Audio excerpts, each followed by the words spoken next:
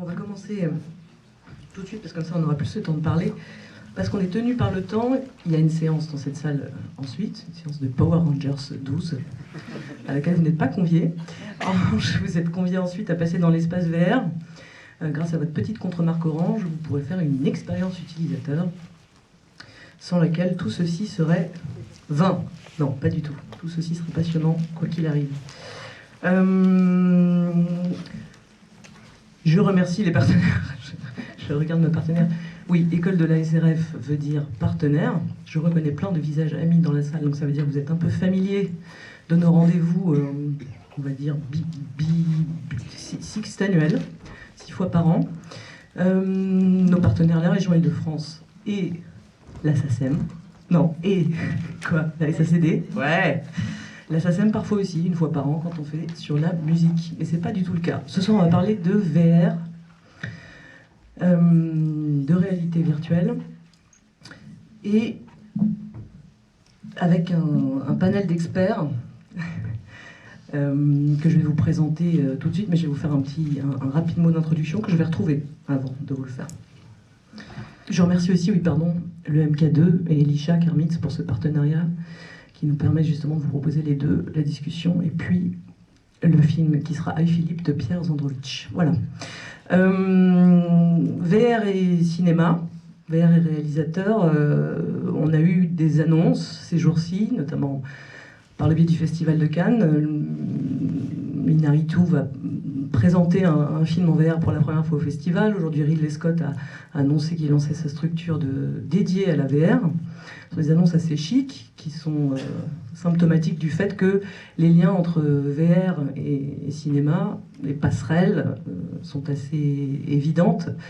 Il y a l'idée quand même, il y a une espèce de méfiance quand on parle aux gens du cinéma de la VR. Il y aurait l'idée que c'est une espèce de gadget, que c'est quelque chose de marketing, et qu'il y aurait quelque chose de l'ordre de l'art forain, quasiment, parce que les premières applications, on va dire c'est un peu le saut à ski, le manège, ou alors ce serait quelque chose de la pornographie, ou alors le tourisme, visiter les grandes plaines de la toundra sans sortir de chez vous. Toutes ces implications aussi, elles sont pas si éloignées en réalité des débuts du cinéma, qui était un art forain, un art de la pornographie, un art du tourisme aussi. Et c'est le début de quelque chose, c'est le début surtout d'une nouvelle forme, d'un nouvel espace de mise en scène, avec des nouvelles écritures scénariques, avec une nouvelle écriture visuelle, sonore, et nous on pense que c'est justement des opportunités de mise en scène renouvelées, et on est proches tous de vivre notre entrée en gare en gare de la Ciotat du train, ou plutôt notre entrée du train en gare de la Ciotat, ou alors c'est ça, et que tous on est tous pas loin de le vivre. Parce que la VR, c'est aussi avant tout une expérience démocratique. Il peut y avoir quelque chose comme ça qui peut avoir l'air un peu technique, mais on l'associe souvent aux jeux vidéo. C'est vrai qu'il y a une implication et des applications possibles dans le jeu vidéo qui sont immenses. C'est même le jeu vidéo qui a commencé à utiliser la VR, mais dès les années 90 chez Sega. Mais il y a contrairement aux jeux vidéo, ça réclame pas de savoir-faire, ça réclame pas une implication du joueur. C'est beaucoup plus démocratique. Ma grand-mère peut le faire alors qu'elle peut pas jouer à la PlayStation. C'est pour ça aussi que ça va être absolument décisif. Excusez-moi. C'est décisif si jamais les créateurs le prennent en charge. Ici, c'est pas Red Bull. Pour l'instant, c'est un peu Red Bull qui le prend en charge. Et nous avons autour de la table justement des créateurs. Nicolas Peufailly, scénariste, Arnaud Collinard, producteur chez Agathe Film, Chloé Jarry, productrice chez Caméra Lucida, et Laurent Mazin, metteur en scène, qui tous sont des pionniers de cette forme nouvelle, et de formes qui sont très différentes, parce que on va dire que le point commun de la VR, c'est l'expérience immersive, mais que ça peut être une expérience qui est documentaire, une expérience de fiction, une expérience interactive ou non, une expérience en prise de vue réelle ou au contraire dans des univers 2D ou 3D, une expérience d'animation. Donc il y a tout le champ des possibles comme ça de la mise en scène. Et ce grand point commun, effectivement, c'est l'immersion. Et Et qu'est-ce que c'est que cette immersion? C'est l'engagement, un engagement différent du regard du spectateur et de son corps. Moi, mon train en gare de La Ciotat, par exemple, c'était à Sundance en 2014, puisque l'AVR a maintenant des vraies sélections parallèles dans les grands festivals américains notamment. Et c'était une expérience documentaire, immersive, et c'était un documentaire sur une exécution militaire en 1973 au Chili. Voilà. Et il se trouve que j'étais dans une pièce et qu'il y avait une légère interaction. Pour passer d'une tranche de récit à une autre, il fallait fixer un objet suffisamment longtemps pour que cet objet vous emmène à la strate successive. Et au bout d'un moment, j'avais regardé plusieurs objets qui m'avaient raconté l'histoire et soudainement j'étais bloqué dans cette pièce. Je n'arrivais plus du tout à sortir de cette pièce. Je n'arrivais pas à accéder à la dernière strate du récit qui était accéder à un souvenir. Et finalement, j'ai fait quelque chose que j'avais jamais fait dans ma vie. Je me suis dit, si c'est un souvenir, c'est que c'est derrière moi. Et si c'est derrière moi, il faut que je me retourne. Et donc, je me suis retournée pour la première fois de ma vie de spectateur. Je me suis retournée et j'ai vu une lumière dans mon dos. J'ai regardé cette lumière qui m'a emmenée jusqu'au souvenir. Et ça, c'est une expérience absolument nouvelle, absolument bouleversante. C'est une nouvelle expérience de spectateur. Et c'est une expérience d'engagement.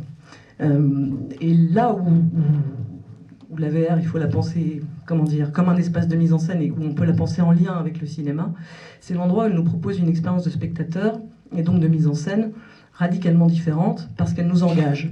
Et qu'on peut dire que jusqu'ici on fait un peu l'apologie de la VR comme ça, un peu comme une espèce de futur ou un peu spectaculaire, un peu techno, mais en réalité, en tout cas on peut le dire un peu ce soir avec autorité parce que l'avantage des nouvelles formes c'est qu'on peut les penser librement et de façon un peu courageuse. La VR, l'endroit où elle peut être décisive, c'est finalement pas dans le spectaculaire, c'est possiblement dans l'intime.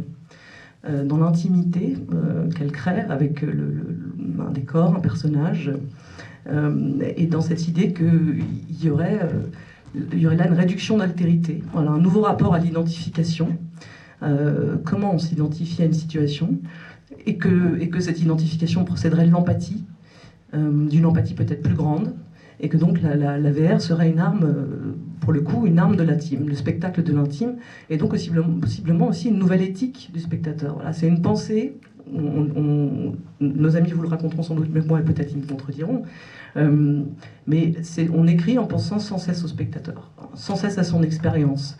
Et penser sans cesse au spectateur, c'est créer une nouvelle éthique d'écriture. Et on peut même penser du coup que c'est une nouvelle politique d'écriture, que c'est une politique des auteurs qui est aussi une politique des spectateurs. Et que donc c'est aussi une forme qui porte en elle, voilà, une nouvelle éthique et une nouvelle politique qui me semble passionnante. Je pense que les différents projets dont on va vous parler ce soir, posent ces questions de toute façon et y apportent des réponses différentes. Et on va tout de suite commencer par le premier, dont on va vous projeter le teaser derrière nous, qui est le projet produit par Chloé Jarry, qui s'appelle The Enemy. Cette introduction était très longue et très confuse, mais elle est passée.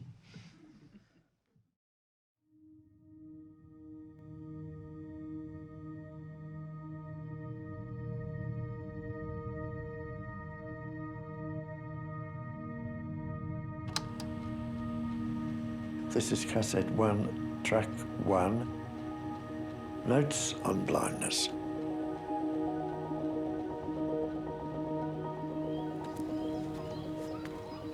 Sitting in the park with the children, I hear the footsteps of people walking past me, rustling of the newspaper, murmur of conversation. The myriad voices and sounds create a panorama of music and information.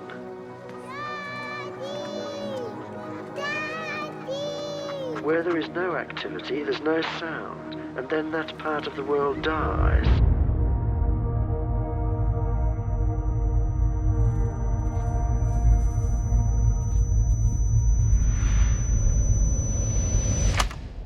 The earliest experience of panic took place in the middle of December. I left the house, but had only gone about 100 yards when I was aware of a growing feeling of doubt and uncertainty, as if I was banging my head, my whole body against the wall of blindness.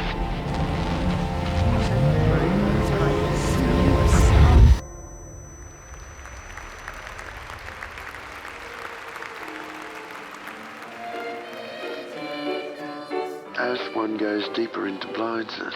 The things which once one took for granted, then tried desperately to compensate for, in the end, cease to matter.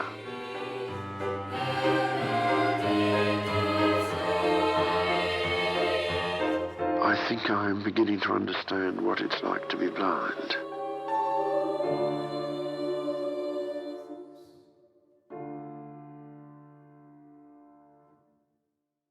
Oui. Alors, c'était pas du tout le bon teaser, mais du coup, on va commencer par ce projet-là, qui aurait peut-être mérité une petite introduction.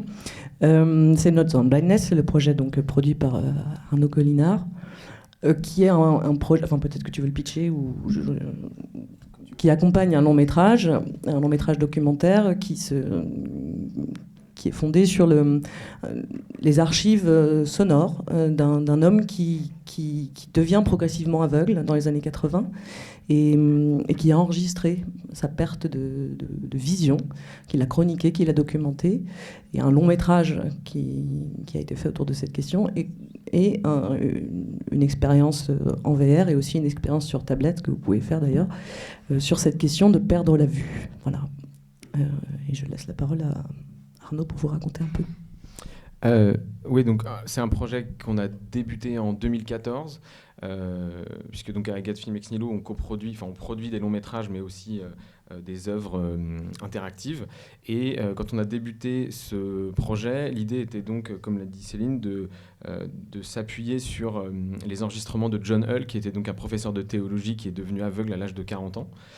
Et qui a enregistré 16 heures de cassettes, un peu comme une thérapie, où il essayait de comprendre ce que la cécité changeait en lui dans son rapport aux autres. C'est un projet qui a été débuté par deux réalisateurs anglais, Peter Middleton et James Spinney, qui ont fait un court-métrage, qui a gagné un Emmy Award, et ensuite ils l'ont transformé en long-métrage. Et nous, on les a rencontrés au moment de la coproduction de ce film. Et c'est un projet coproduit avec Arte, donc s'est posé la question de comment accompagner ce film d'une expérience numérique. Et en fait, au départ de ce projet est un podcast. Il n'y a absolument pas d'intention de faire de la réalité virtuelle. Pourquoi est-ce que c'est un projet de podcast ? Parce que tout simplement, la matière du projet est avant tout une matière audio.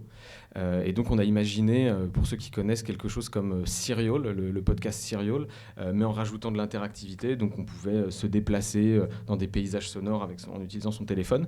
Et en fait, très vite, on s'est rendu compte qu'on n'arrivait pas à capter l'attention du spectateur, tout simplement parce que quand on a un écran devant soi, même s'il est noir, en fait, on commence à jouer avec son téléphone, on le tripatouille, on reçoit des notifications. Et donc, en gros, on avait un problème d'immersion dans l'histoire, et petit à petit on a rajouté un traitement visuel à cette histoire, tout d'abord sur un mode qu'on appelle Magic Window ou 360, c'est-à-dire on regardait comme ça l'univers au travers de son téléphone, et avec le développement des devices en réalité virtuelle, l'Oculus Rift ou encore le Cardboard, on a commencé à prototyper une version donc en 3D à partir du Cardboard, et on s'est rendu compte que le casque finalement apportait ce qui nous manquait, c'est-à-dire de masquer le réel et de focaliser l'attention de l'utilisateur à la fois dans l'univers de John Hull et aussi dans un environnement visuel particulier. Et à ce moment-là, le projet a pivoté et est devenu une expérience en réalité virtuelle. On a conservé, pour des questions d'accessibilité, une version que vous pouvez télécharger sur iOS et Android et que vous pouvez regarder sans lunettes de réalité virtuelle. Mais c'est ce qui a donné la naissance au projet. Et moi, ce que je retiens de cette expérience, qui est notre premier projet en réalité virtuelle, c'est que, déjà, proposer un projet en réalité virtuelle sur quelqu'un qui devient aveugle, c'est pas super facile à pitcher. Et en même temps, comme on a pris le projet par le biais de l'histoire et de ses cassettes, en fait, on pouvait pas se tromper. Je pense que si on l'avait pris dans l'autre sens, à savoir qu'est-ce qu'on va faire en réalité virtuelle, je pense qu'on ne serait pas arrivé au même résultat. Et en fait, la continuité, en tout cas, du cinéma ou ou de la culture et de la cinéphilie en réalité virtuelle, c'est en fait l'importance de l'histoire. Et à mon sens, la réalité virtuelle change énormément de choses dans la mise en scène, mais ne change rien, voire même met en exergue l'importance de l'écriture, des enjeux dramatiques, que ce soit dans le documentaire, dans la fiction. Et je pense qu'il faut être un bien meilleur scénariste pour faire un projet en réalité virtuelle finalement qu'un projet, je te mets pas la pression, tout va bien, qu'un projet de long métrage, parce qu'on a cette question finalement de la crédulité. On est dans cet univers où on oublie le temps qui passe. Par exemple, Not So Blindness, c'est une expérience qui dure 25 minutes, ce qui est relativement long pour une expérience en réalité virtuelle, et il y a un certain nombre de festivals qui en avaient relativement peur, donc on disait que ça faisait 10 minutes. Et en fait, personne ne se rendait compte que ça avait fait 25 minutes. Donc il y a tout un tas de choses comme ça qu'on est en train de réapprendre et qui passent en fait par un vrai changement de comportement et d'expérience du réalisateur. Et je pense que c'est un point dont parlera sans doute Chloé, c'est que dans la réalité virtuelle, on agit en fait avec son corps, même quand il n'y a pas d'interactivité. On est obligé de se tourner, comme le décrivait Céline. Et en fait, ça change complètement l'expérience que vous en avez. Il y a tout un tas d'études qui montrent que la mémoire que l'on a des événements n'est pas la même quand on est passif ou quand on est actif. Si cette mémoire s'incarne dans un espace ou non, je pense que vous connaissez cette technique qu'on appelle le memory palace, c'est-à-dire quand vous devez vous rappeler d'un grand nombre d'informations, on va vous dire, vous allez imaginer une pièce que vous connaissez bien et vous allez ranger ces informations dans des endroits. Donc vous y visualisez votre chambre et vous imaginez que vous avez rangé votre date de naissance dans le tiroir à chaussettes, le date, etc., etc., parce que ce sont des endroits que vous visualisez. Et quand on vous demande d'aller retrouver cette information, vous vous dites, ah oui, c'est dans le tiroir à chaussettes, et vous vous rappelez de ce que vous avez mis dans le tiroir à chaussettes. En réalité virtuelle, il y a une logique qui est à peu près, à mon avis, la même, c'est que vous êtes dans un espace et que votre corps bouge dans cet espace, et donc vous avez à avoir une expérience et un souvenir de cette expérience beaucoup plus fort que face finalement à un écran. Et je pense que sur un projet comme The Enemy par exemple, où on peut se déplacer, c'est d'autant plus vrai. Donc il y a un vrai changement dans la nature de l'expérience, et moi par exemple qui suis en général bouleversé par exemple par les films de Lars von Trier, je me dis que le jour où il va faire un film en réalité virtuelle, je ne sais même pas si je pourrais le voir. Mais c'est pour ça, quand tu dis que du coup il y a une plus grande difficulté, moi je dirais une plus grande responsabilité des scénaristes pour le coup, parce que l'expérience étant tellement impactante, en fait on pourrait dire aussi faisons fi de l'histoire. L'histoire est peut-être moins importante parce que ce qui est décisif c'est justement quelque chose qui est plus sensible, sensoriel et qui est même qui est physique, quoi. Donc à quel endroit tu dis que du coup l'écriture elle est plus... Et Nicolas, tu peux tout à fait t'emparer de cette question si tu veux. Qu'elle est plus quoi ? Non, je vois bien l'endroit où elle est très compliquée, où elle est compliquée, parce que c'est une arborescence, elle est compliquée parce qu'elle est possiblement interactive, elle est compliquée parce qu'elle doit penser 360 là où souvent on regarde une chose, mais à quel point elle est prédominante, quoi. À quel point il faut y songer d'autant plus à l'histoire. Elle est compliquée pour toutes ces raisons-là en fait, en même temps. Et surtout, je crois que ce qui est très compliqué, c'est de laisser tomber un peu ces vieux réflexes de scénariste de fiction classique, cinéma et série. Et ça m'a pris beaucoup de temps de comprendre que le projet sur lequel je travaille n'était pas du cinéma, alors que tout le monde me le disait. Mais entre le savoir et pour moi, j'ai juste une façon assez simple de résumer ça, mais c'est très compliqué en fait. De l'intégrer, de le digérer et du coup de créer quelque chose à partir de ça, c'est qu'on écrit une fiction et on ne contrôle pas le regard de l'utilisateur. Donc, pour la fiction, je parlerai peut-être tout à l'heure sur laquelle je travaille, où on peut rentrer dans la tête de 4 passagers assis dans un carré de train, donc avec une immobilité totale. On a besoin à certains moments que l'utilisateur regarde son voisin de gauche, regarde la personne en face. On n'a aucune certitude. Donc en fait, on appelle ça, je crois, des points d'intérêt, point of interest en anglais. Beaucoup d'anglicisme. Et ça, c'est extrêmement compliqué de trouver des choses qui sont en harmonie avec ce qu'on aimerait vraiment écrire artistiquement sans que ça fasse gadget. Et en fait, j'ai l'impression qu'on est... on est même plus vraiment scénariste, je crois. En fait, on est un mélange on est assez scénographe, déjà. Parce que dès qu'on a une fiction qui est... nous, c'est du 180, parce qu'il n'y a pas vraiment d'intérêt de regarder le dossier de siège derrière soi.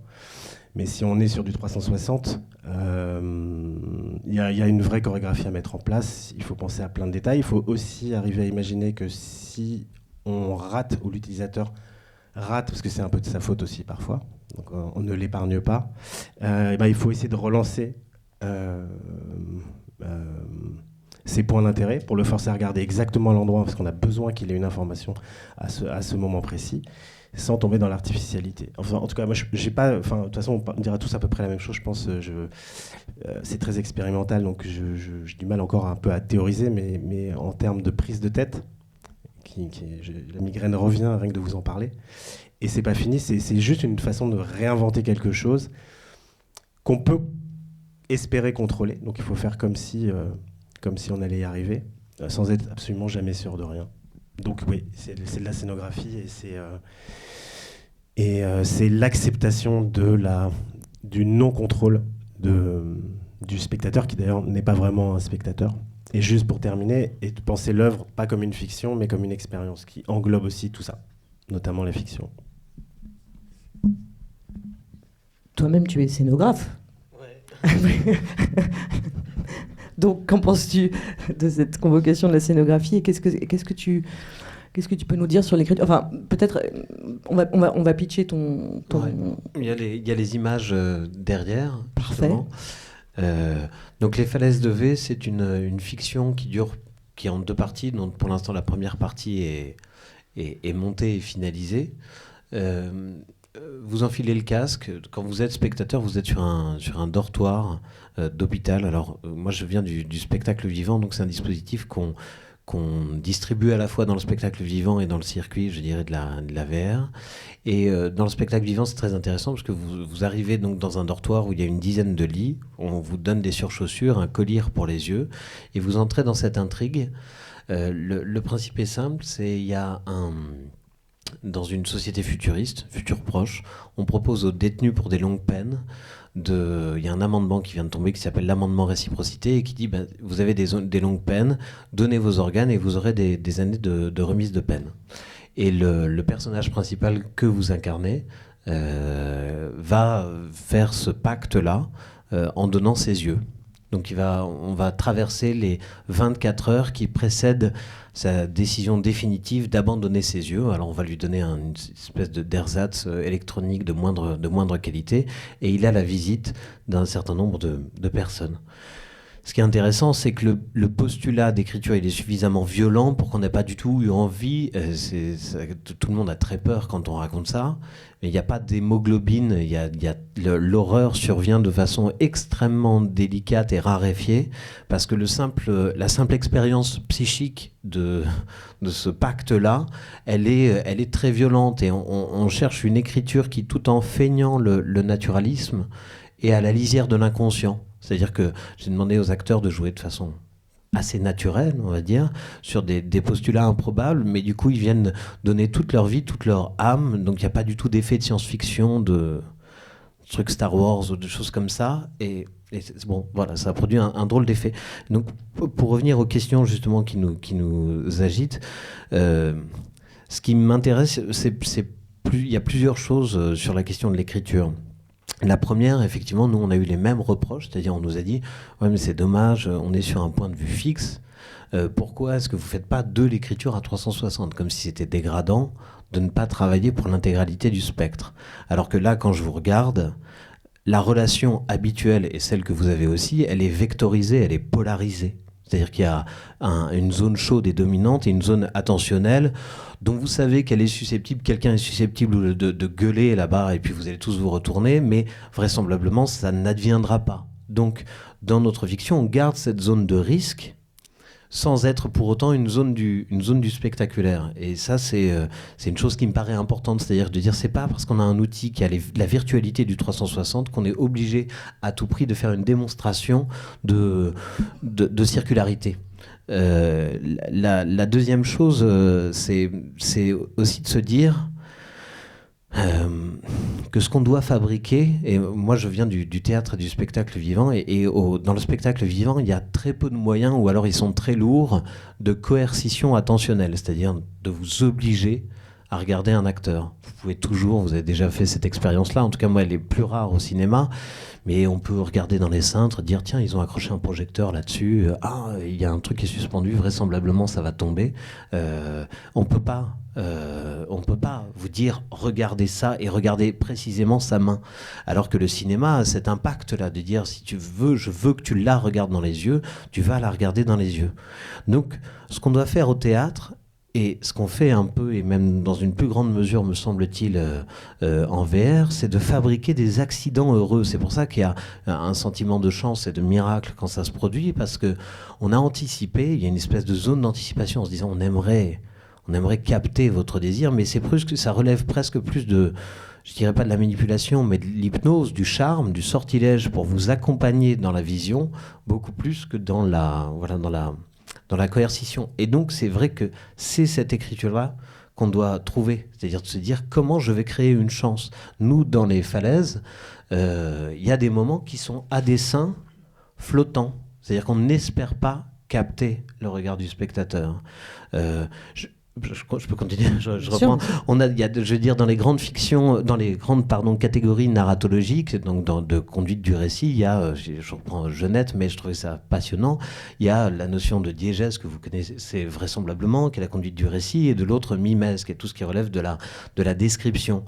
Et je me suis dit, avec assez d'évidence, je me suis dit, mais ce qui est terrible, c'est qu'on est pris sur un continuum de possibilités qui va de la pure contemplation, qui serait du côté de la mimèse, c'est-à-dire de dire habiter un espace, habiter une image que j'appellerais presque moi une espèce d'image-espace, c'est-à-dire que ça n'est pas simplement une rencontre avec une image, c'est une rencontre d'un corps avec un espace, donc il faut laisser le temps de cette habitation, et en même temps, il faut conduire un récit, et c'est extrêmement ténu et compliqué de tenir les deux. Donc nous, on a choisi, même si ça ne se voit pas, vous n'en verrez pas les coutures, il y a des moments où vous flottez, et par chance et statistiquement, ça arrive dans 97% des cas, à force de flotter, vous allez voir quelque chose qui est un indice qui vous ramène à la fiction. Et j'adore ça, cette espèce d'écriture probabiliste. Et je trouve un truc intéressant, Céline, tout à l'heure tu disais qu'on était des experts. Alors ça m'a fait sourire. Parce que des pionniers. Non, mais tu as Comme vous êtes des pionniers, vous êtes des experts. Il n'y a que vous. Tu as utilisé le terme d'expert. Et ce que je trouve passionnant, c'est que je suis absolument pas expert. C'est-à-dire que tout à l'heure, c'est Arnaud, c'est ça. Tu m'as posé une question sur quelle plateforme on utilisait. Je me dis pourquoi ma productrice n'est pas là pour que je puisse répondre, parce que je suis d'une incompétence totale en la matière. Et ce qui est beau, c'est que je suis d'une incompétence technologique très grande. Mais par contre, j'allais dire, j'espère, en tout cas j'en fais le vœu, d'une forme de compétence sensible. C'est ça qui est passionnant. C'est-à-dire que c'est pas par le biais de la technologie que je suis rentré. Par contre, juste la résonance, la capacité à sentir juste dans un espace, parce que c'est l'ordinaire de mon métier de diriger des acteurs et de se dire tiens, qu'est-ce qui se passe. Et je dis pas que je suis plus compétent que les autres, mais ça, par contre, en tout cas, le désir de faire vivre cet espace d'interaction, ça, c'était quelque chose qui était extrêmement brûlant. Et donc je pense que c'est aussi, il faut le dire, un outil qui va s'ouvrir aux profanes. Parce que je pense là encore, pardon pour le name dropping, mais à ce que disait Benjamin du cinéma quand il disait il y a maintenant, le spectateur est un expert distrait. Et nous sommes tous des experts déjà de la réalité virtuelle. C'est-à-dire que nous sommes tous situés dans un espace. Des histoires se produisent dans nos espaces. Elles ne sont que par convention en face à face. Elles arrivent de partout. Quelqu'un est en train de hurler dans le métro derrière vous. C'est déjà de l'écriture à 360. Et je me dis que ça va être passionnant le moment où justement la vague techno passant, les gens vont sentir tous les câblages sensoriels qu'ils ont. J'allais dire, c'est presque comme juste une espèce de combinaison réceptive. Moi, chaque fois que je travaille en VR, c'est drôle quand je travaille sur une image carrée, alors j'ai l'impression d'avoir un champ de vision qui est tout petit comme ça. Et puis quand on travaille en VR, on commence à tourner, j'ai l'impression que mon champ perceptif se dilate complètement. Mais ça devient incroyable. C'est-à-dire, je suis très sensible à mes pas, je suis sensible à la proximité de mes mains, tout un tas de je sais pas comment dire, une sorte de redéploiement attentionnel complètement dingue. Et ça, je pense que peut-être que les cinéastes aujourd'hui regardent en face d'eux, mais peut-être qu'à un moment, ils auront envie de regarder autour d'eux. J'en suis assez sûr, ne serait-ce que pour l'intensité sensible que ça représente. Mais on parlait tout à l'heure effectivement du fait que la VR donnait envie de travailler avec des scénographes, et on peut penser comme ça qu'il y a quelque chose de l'ordre effectivement qui est plus proche du plateau de théâtre que du cinéma, parce que le cinéma c'est aussi l'art du montage, et le montage, là pour le coup la VR n'est pas l'art du montage, possiblement l'art de l'ellipse, si on veut traverser plusieurs strates de récit, ou l'art d'un récit en arborescence, mais pas proprement l'art du montage qui est l'art autoritaire de dire ce qu'on doit regarder, ou alors plutôt un art du montage sonore, enfin, c'est-à-dire un art de l'accident sonore, un art de l'événement qui vous fait vous devenir monteur, enfin, c'est-à-dire électeur de ce qu'il faut regarder, sachant que évidemment comme il y a de la mise en scène et un récit à mener, vous n'êtes pas électeur, vous êtes agissant, mais qu'il y a quelque chose qui est à suivre. Et là, c'est là qu'on voit effectivement la complexité de cette écriture. Après, il y a des gens qui croient, et je pense aujourd'hui, je pense c'est difficile d'être dogmatique là-dessus, qu'il y a un avenir vraiment pour le montage en VR. C'est-à-dire qu'on va peut-être avoir des protocoles narratifs qui nous diront bah oui, pourquoi pas, du montage. Moi, ce qui était incroyable, c'est vrai que ce que tu disais tout à l'heure, quand tu parlais de l'attraction foraine, on a l'impression de revenir au début de la photographie et du cinéma, on a exactement le même type de déploiement. Mais ce que j'ai trouvé fou, c'est la première fois que j'ai tourné en VR, je me suis dit, mais il y a d'expérimenter, mais pourtant on le sait, l'arbitraire des formes, l'arbitraire des mises en récit. On a tellement engrammé la syntaxe cinématographique que aujourd'hui, j'imagine, je ne fais pas de long métrage ni même de court métrage, et j'imagine on est toujours en dialogue quand on fait un film de cinéma avec des gens qui ont construit un début, un milieu, une fin, qui n'en ont pas construit, etc. On est en dialogue avec cette tradition. Mais là, on se dit, mais pourquoi des gens disent que ça doit durer 5 minutes, 10 minutes pour... Enfin, j'adore, et la virginité du spectateur est la même. C'est-à-dire que s'ils entraient dans notre expérience, ils se diraient au bout de 2 minutes, non, je m'emmerde. Sauf que comme ils ne sont préparés à rien, qu'il n'y a pas de syntaxe, d'horizon d'attente qui est déjà fabriqué, eh ben, on a la virginité des réalisateurs et du public pour l'instant. Et j'espère que cette ouverture-là des modèles, elle va durer, qu'on ne va pas la rétrécir trop vite.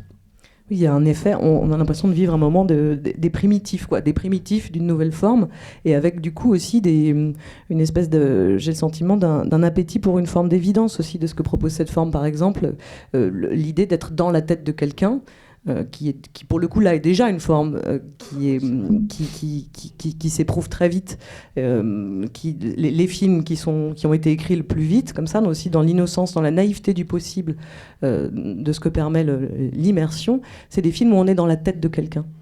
Et puis il y a aussi maintenant des films où on n'est pas dans la tête de quelqu'un, et ça va très vite.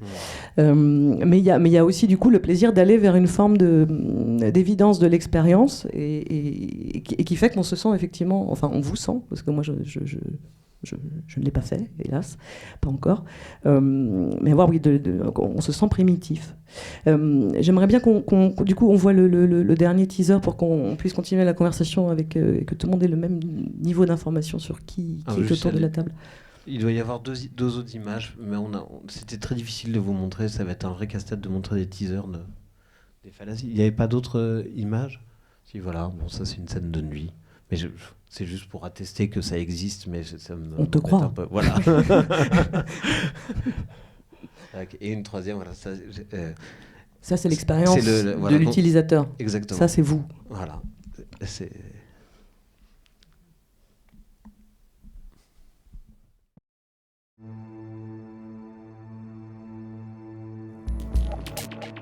This project was born out of frustration as a photojournalist. I have covered conflict for the last 18 years, and I knew I could not just do the same when I became a father. Yet, I was not done with trying to understand wars. My friend in Israel, when they know I'm heading for Gaza, cannot help themselves but to wish me luck and to stay safe. They believe a lot of people in Gaza are irrational. But also when I spend weeks in Gaza working and I'm about to return to Israel, my Palestinian friends are telling me exactly the same. Just be careful there. So there is a bigger story than the war itself, and perhaps this is the one I need to explore and share.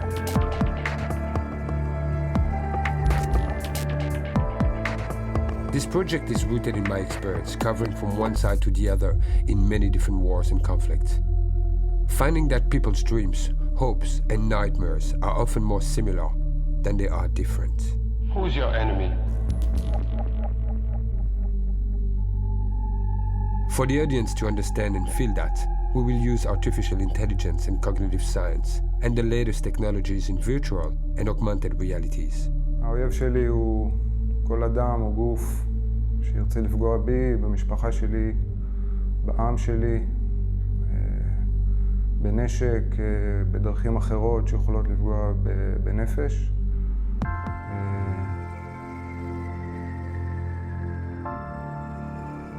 Fox Harrell, a professor and the founder of the ICE Lab at MIT, will provide the analytical backbone. When the audience walks in between enemies, we will measure how they physiologically respond to the installation, and by using neuroscience research, we hope to shed light on what kind of empathy has been created. I am planning to bring the fighters of other long-standing conflicts together in a very same way.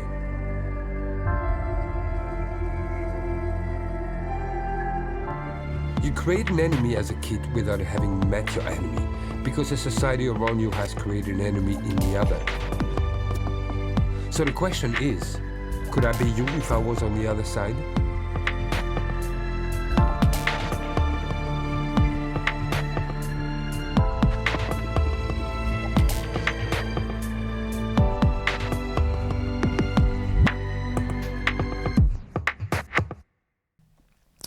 Vous avez vu le teaser, moi il était dans mon dos, mais donc le travail suite à son travail en tant que reporter de guerre, le réalisateur a envie de créer cette expérience. Est-ce que tu... raconte-nous un peu, en fait, tout simplement. Ouais, alors je sais plus très bien par quel bout le prendre, mais donc ce projet, si je le pitch en 2 secondes, c'est donc un projet qui nous a été amené par Karim Ben Relifa, que vous voyez dans le teaser, donc, qui est photographe de guerre depuis quasi une vingtaine d'années maintenant, et qui a conçu ce projet comme une réaction à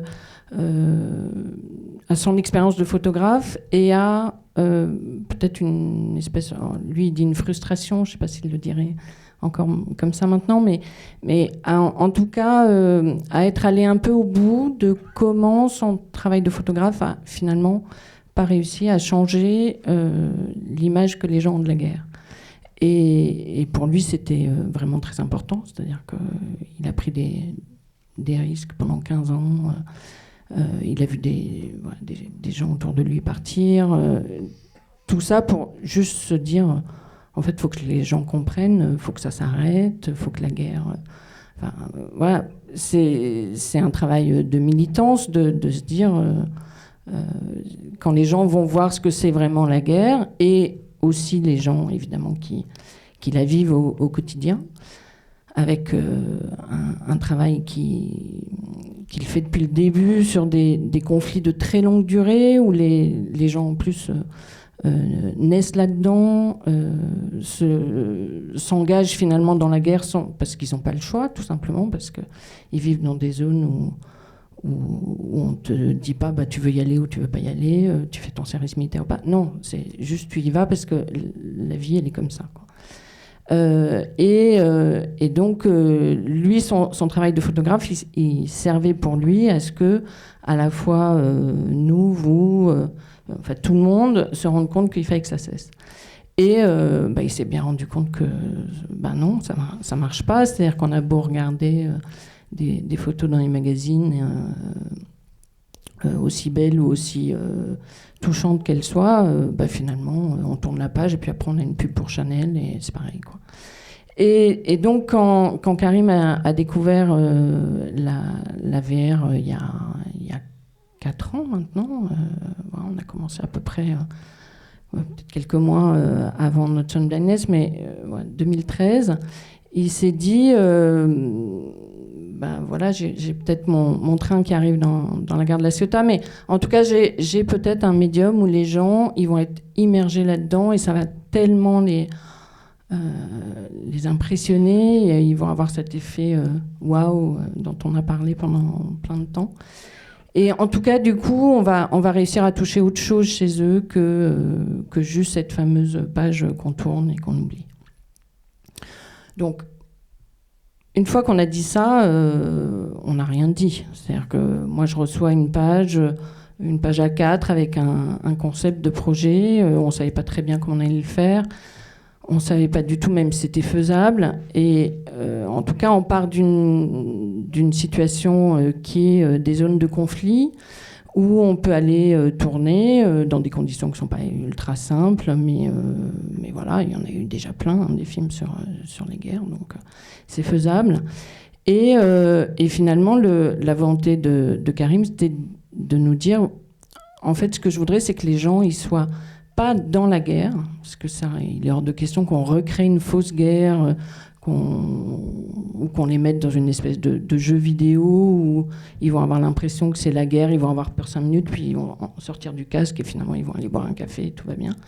Mais où on va leur faire vivre une expérience. Et là on revient à l'idée de l'expérience dont on parlait tout à l'heure. Et chez Karim, c'était très fort, c'est-à-dire on va pas leur montrer un truc, on va leur faire vivre quelque chose. Et cette chose, c'est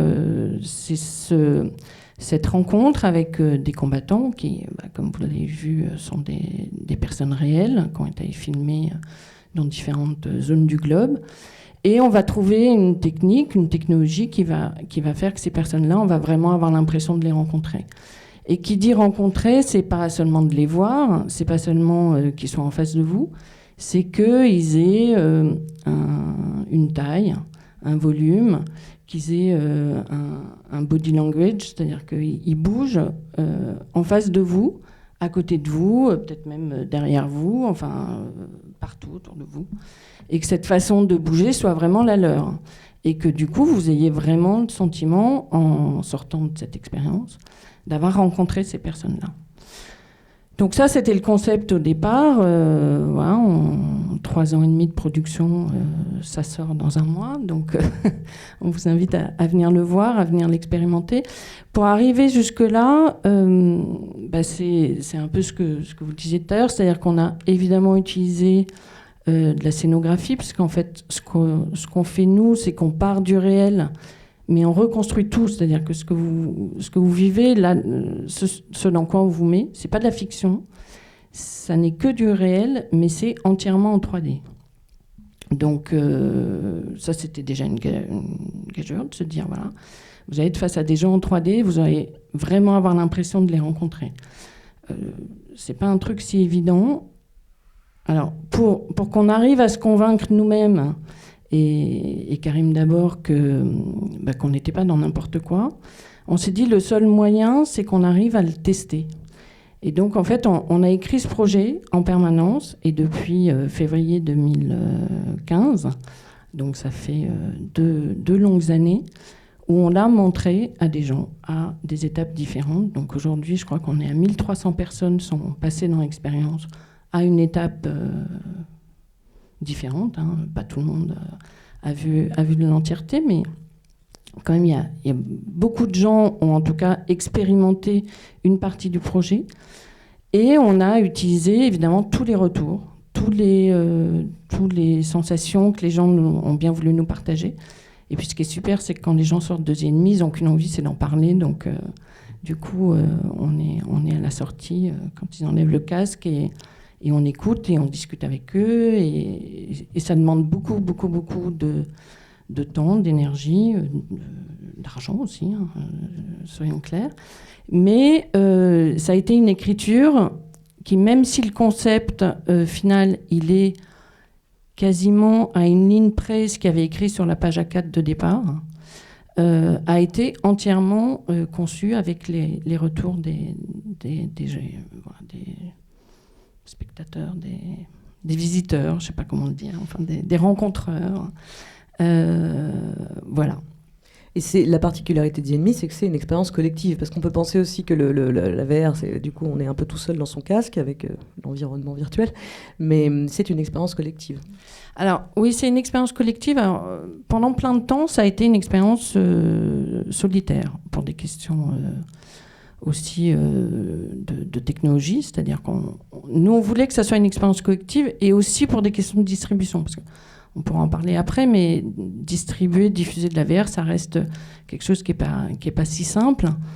Et Karim, il était très convaincu que c'était pas un projet qu'on pouvait facilement laisser à disposition, c'est-à-dire que voilà, c'est un projet dans lequel vous allez pouvoir entrer de deux façons différentes. Il y a une application pour téléphone et une installation de réalité virtuelle. Mais l'installation de réalité virtuelle, vous allez pouvoir la faire qu'en venant à un endroit précis.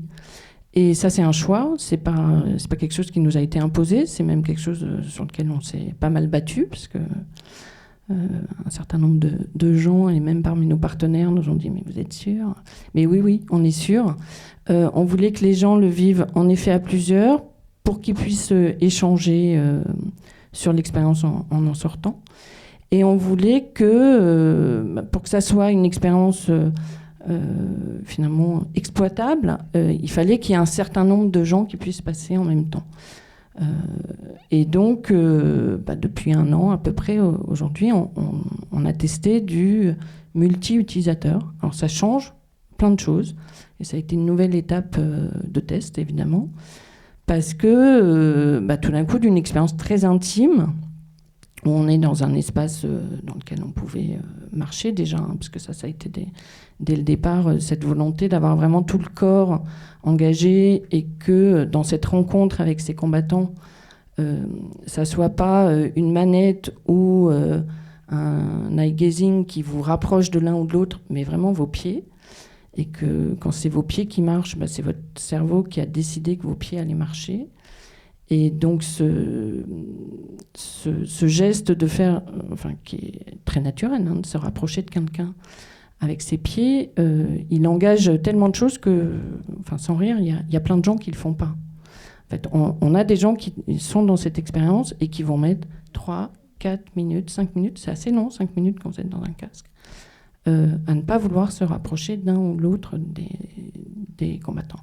Mais ça fait partie de l'expérience, évidemment, parce que, évidemment, vous vivez là-dedans quelque chose, à part si vous connaissez bien ces lieux de conflit, etc., vous avez quasiment jamais eu l'occasion dans votre vie d'être aussi proche de gens qui sont des guerriers, sont des combattants, ils ne sont pas armés, mais ils vous racontent quand même des faits de guerre. Et d'arriver à se décider à se rapprocher de l'un ou de l'autre, de l'un d'abord et puis de l'autre, puisque comme ils sont à 2 endroits de la pièce, il faut bien choisir. Vous ne pouvez pas vous rapprocher des deux en même temps, ni même, vous pouvez vous en éloigner. Il y a un point dans la pièce où vous êtes aussi loin de l'un que de l'autre. Mais voilà, le but de l'expérience, c'est quand même de vous en rapprocher. Ce qu'on a voulu, c'est que vous ayez toute liberté de le faire à votre rythme et à votre... finalement, sans que rien ne vous dise « allez là, allez là ». Voilà, vous avez vraiment une impression de liberté totale. Et ce que vous faites de cette liberté-là, c'est ça qui fait votre expérience. Alors, je pourrais vous raconter, parce qu'en plus, il y a de l'intelligence artificielle dedans qui va faire que votre expérience n'est pas tout à fait la même selon votre déplacement dans l'ensemble de l'espace. Donc ça, c'est pour en rajouter un petit peu plus.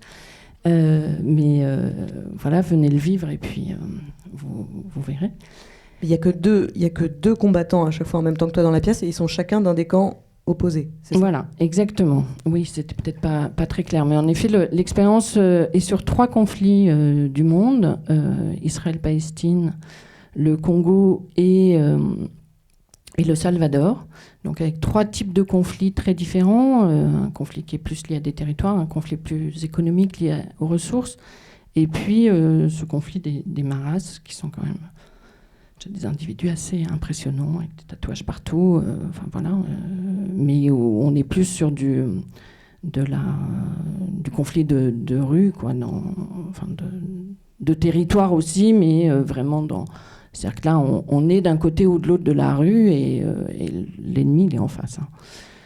Et puis, on n'a pas le droit d'aller sur le trottoir d'en face parce que sinon, on se fait tuer. Donc, et à chaque fois, voilà, Karim est allé en rencontrer plusieurs, on a tourné plusieurs, mais dans l'expérience, vous en rencontrerez un de chacun des côtés. Voilà. Et donc, et dans l'expérience, vous ne choisissez pas non plus un des conflits, vous passez forcément dans les trois. Enfin, voilà, vous allez rencontrer 6 personnes. On peut avoir son conflit préféré. On ne peut pas avoir son conflit préféré. Non, non. En revanche, vous ne vivrez pas des choses de la même façon chacun, parce que quand vous allez arriver, en fait, on va vous demander de remplir un questionnaire.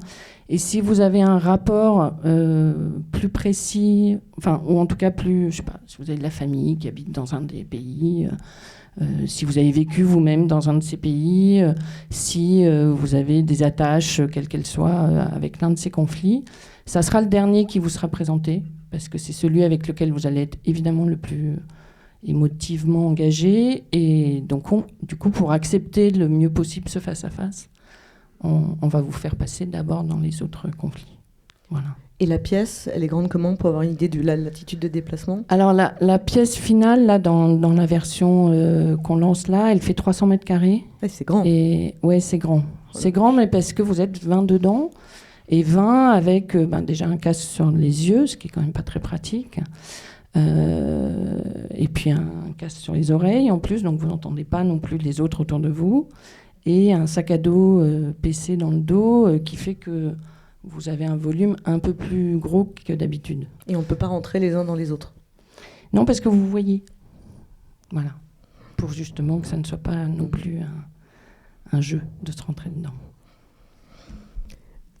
Il y a donc, j'aimerais bien, on voit quand même que à chaque fois il y a une vraie question de point de vue qui est différente, quoi. On est dans la tête du personnage, là on est acteur, témoin, enfin on doit se déplacer dans les passagers. Nicolas, donc ça se passe dans un carré de train. On est un des passagers, mais on n'est pas les autres passagers. Bon, vas-y, attends, raconte. Non, non, on peut rentrer. Enfin, l'idée, c'est une installation qui se passe dans un carré de train où vous aurez la possibilité, 4 sièges, 4 casques, de rentrer dans la tête d'un. Non, mais il y a eu des. De rentrer dans la tête d'un des passagers et de vivre pendant une quinzaine de minutes au temps présent ce qu'il ou elle est en train de ressentir. Donc, c'est l'idée d'être dans un voyage mental fait de voix intérieures, idéalement de flash mémoriel, d'incursions comme ça, vidéo, et idéalement qui ne rendent pas malade l'utilisateur. Ça, on verra plus tard. On en est à l'étape du prototype qui est en train d'être finalisé. On n'a aucune image à vous montrer. Mais l'idée, justement, sur le positionnement de l'utilisateur, c'est qu'on est dans la tête du passager, mais on n'est pas le passager. On est le passager du passager. Et donc, on entend sa voix, et lui, on pourrait... C'est comme si, à un moment dans votre vie, peut-être assis dans un carré de train, à un moment, vous êtes saisi d'une impulsion, vous avez une envie, comme ça vous ne comprenez pas trop d'où elle vient. Possiblement, c'est parce que vous avez un passager dans la tête. Et toute notre narration, en tout cas, se joue en fonction de là où vous regardez. Comme on est assis dans un carré de train, on n'a pas beaucoup d'autres possibilités, en tout cas au début de l'expérience, que de regarder les gens, ou de les fixer de façon plus ou moins glauque et insistante, ou romantique, enfin ça dépend, c'est l'utilisateur qui définira. Et donc, si vous rentrez dans la tête d'un passager, si vous en regardez un avec un petit peu d'insistance, il va réagir. Vous allez entamer une forme d'interaction. Cette interaction et ce dialogue muet, silencieux et visuel avec les autres passagers va possiblement aider votre passager à prendre une décision, parce qu'ils sont pas, enfin au moment où vous pouvez rentrer dans leur tête, ils vivent un moment assez particulier de leur vie. Donc on pourrait dire que chacun des autres passagers est une sorte de curseur émotionnel en fonction des enjeux qui sont propres. Je vais vous donner un exemple, ce sera plus clair, je pense. L'un des passagers, c'est une femme qui, il y a 4-5 jours, a tout abandonné. Elle a décidé de disparaître. Donc elle a quitté son mari, son gamin et son boulot. Et elle est dans ce train. Et il y a un gamin qui est assis à côté d'elle. Et donc le doute, le remords s'empare d'elle. Et en même temps, elle a le sentiment qu'elle ne pourra pas rentrer chez elle. Donc nous, il ne s'agit pas d'apporter une morale à ça. Il ne s'agit pas de dire que c'est mal d'abandonner sa famille. Même si ça doit soulager parfois, et ça, si c'est bien de continuer, peu importe. En fait, c'est qu'en fonction des autres passagers que l'utilisateur va choisir de regarder avec plus ou moins d'insistance, la passagère dans la tête de qui vous êtes va prendre une décision. En gros, schématiquement, si elle regarde beaucoup l'enfant, le remords va venir, elle va décider d'entrer chez elle. Si elle regarde plutôt le passager en face d'elle, elle va possiblement décider de continuer son voyage. Donc on est sur la logique d'une sorte de curseur émotionnel. Possiblement, si vous regardez particulièrement des passagers, vous allez passer à côté de certaines informations. Vous pouvez très bien décider qu'elle doit rentrer chez elle et votre attitude aura fait qu'elle continuera son voyage. Vous pouvez vous considérer comme un intrus, qui est une dimension qui est aussi intéressante et qui n'est pas très éloignée aussi de certains jeux vidéo qui font tout pour sadiser le joueur ou pour lui tendre des pièges. Et donc on doit aussi résister à certaines tentations. Et d'ailleurs, puisqu'on peut parler aussi de passerelle avec les jeux vidéo, mais il y a, nous, pour réfléchir, pour écrire cette espèce d'immensité arborescente, puisque c'est de l'interactivité, et qu'on propose à la fin de l'expérience de pouvoir s'adresser physiquement, de parler au passager virtuel en face ou de lui toucher le pied, pour pouvoir convaincre votre personnage virtuel de le faire, on a été obligé de prendre en compte la personnalité, les personas issus du jeu de vidéo, les personnages d'utilisateurs. C'est-à-dire que vous avez des gens qui sont plutôt timides. Donc si vous êtes dans la tête de l'homme et qu'il a très envie que cette femme qui lui plaît, qui a l'air de le mépriser, et il est en train de péter les plombs, il a très envie de casser ça, et il va avoir envie de le faire mais il n'ose pas. Donc votre attitude va peut-être lui permettre de dépasser sa peur, sauf que peut-être que si vous êtes timide de nature, soit vous allez au contraire faire tout ce que vous n'osez jamais faire, soit pas. Et donc au niveau de l'écriture interactive, en fonction des personnages d'un joueur timide, d'un joueur téméraire, et même d'un joueur qui s'en fout un peu, on était obligé d'écrire des situations. C'est-à-dire, je décide de poser le pied. Donc l'utilisateur va poser physiquement le pied sur l'utilisateur en face, dans la peau d'un passager. Le réflexe va sans doute être de retirer son pied ou de le laisser. Et en face, je dois aussi prendre en compte le fait de sentir par surprise un pied sur le sien. Et donc soit je le garde, soit je le retire et je le remets. Donc la tentation de se battre avec cette interactivité-là et d'éviter d'avoir 3250 pages de scénario, parce que ça a pu être parti pour ça à un moment.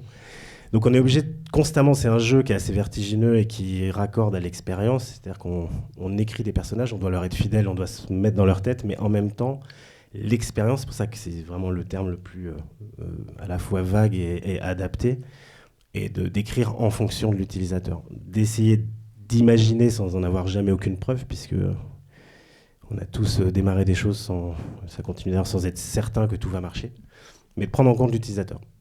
Mais ça pourrait être une espèce... Enfin, oui, je vois ça que comme un fantasme ou un cauchemar de scénariste, c'est-à-dire tu as le droit d'explorer toutes les hypotèses. Les endroits du deuil n'existent plus. C'est un fantasme au début, un cauchemar à la fin. Mais par exemple, pour une situation aussi simple que le pied, enfin de toucher la main de quelqu'un, on va dire, parce que le pied, là, soudainement, c'est bizarre. On est parti sur du pied. On va partir sur du coude bientôt.